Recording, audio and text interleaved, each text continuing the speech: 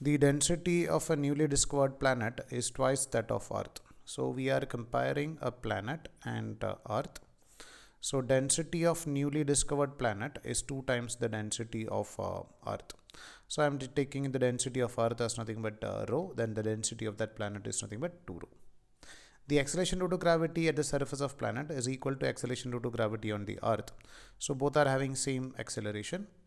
If the radius of Earth is r, then the radius of planet would be. So if the radius of Earth is given as something but r, then Rm is to find out what about the radius of that particular planet. So we need to write the relation between radius, acceleration due to gravity, and density. So we know the equation G is equal to nothing but Gm divided by r square. So we can write G is equal to, over here we need to have the term of density. So this mass can be written as density into volume divided by r square. Further we can write this as G into rho into this volume can be written as 4 by 3 pi r cube divided by this r square. This r square and this r square over here get cancelled. So we'll get as G into rho into 4 pi into r divided by 3.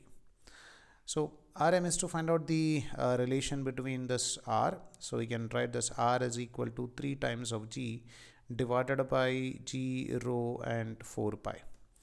Now according to the question, the value of G is given as constant. Anyway, 3, 4, pi and G are constant. So we can write this R is inversely proportional to density.